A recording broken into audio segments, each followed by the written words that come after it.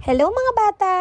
Tayo ngayon ay nasa ika-6 na linggo ng unang markahan. Handa na ba kayo mga bata sa bago nating aralin? Halina't magsimula na tayo. Pansinin ang larawan. Ano ang masasabi ninyo?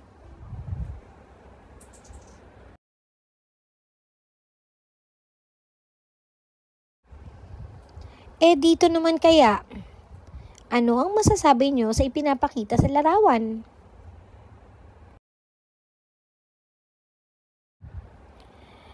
Gaano nga ba mga bata kahalaga ang inyong mga tahanan? Ang mensahe natin ngayong araw na to ay, ako ay may pangunahing pangangailangan. Mahalaga ang tahanan para sa ating kaligtasan. Bakit nga ba mahalaga ang ating tahanan? Mga bata, ang tahanan ay tirahan ng bawat pamilya sa isang komunidad. Ang tahanan ang siyang poprotekta laban sa sobrang init at sobrang ulan. Kayo ay magiging ligtas sa loob ng inyong tahanan. Narito ang mga iba't ibang uri ng tahanan. Mayroong bahay kubo. Ano ang masasabi mo sa bahay kubo? Ang pangalawang uri naman ay bungalow. Ano ang masasabi mo sa bahay na ito? Maganda ba? Ang susunod naman ay ang 2-story house.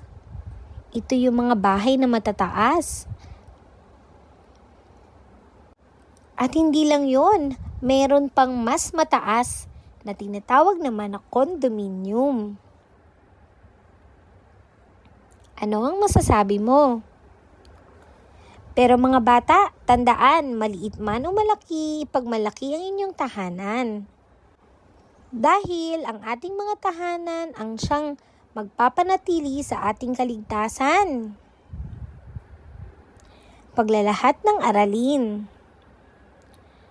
Kumpletuhin ng pangungusap ang blank ay isang pangunahing pangangailangan ng pamilya. Tahanan. Ang blank naman ang siyang tumitira sa isang tahanan. Pamilya. Ang tahanan ay poprotekta sa pamilya sa oras ng init at ulan. Magaling. Oras na para sa gawain mga bata. Bakatin at kulayan ng tahanan.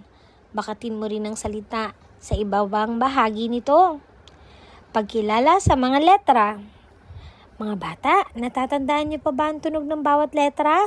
Balikan niyo nga sa tulong ng inyong guro.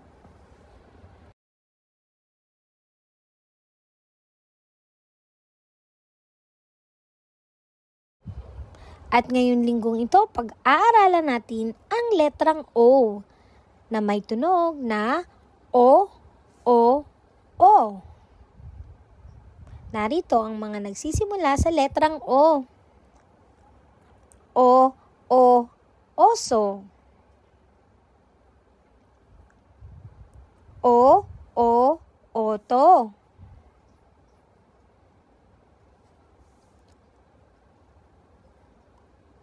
O, orasan.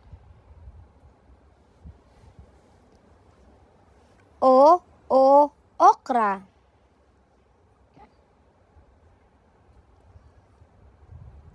O, obispo.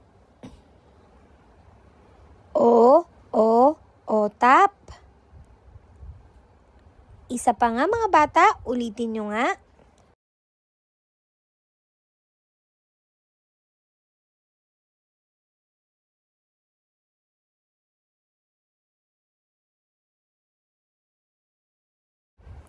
Oras na para sa mga gawain. Kulayan at kahunan ang mga bagay na may tunog O. Kayang-kaya nyo yan. Pagkilala sa mga bilang. Natatandaan nyo pa ba ang bilang ng mga ito? Magaling mga bata.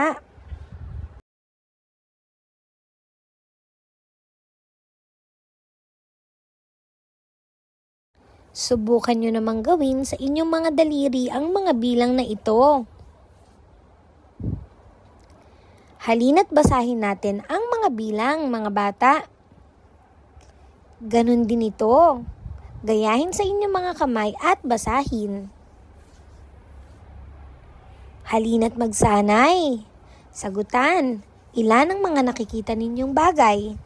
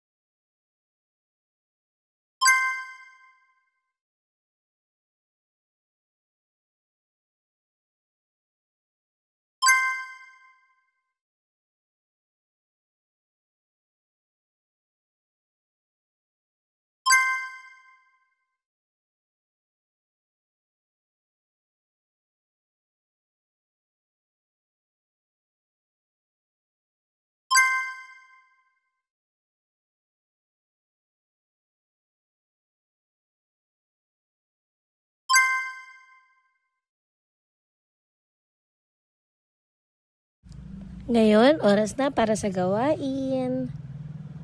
Bilugan ang tamang bilang ng mga bagay. Kulayan mo rin ito. Magaling!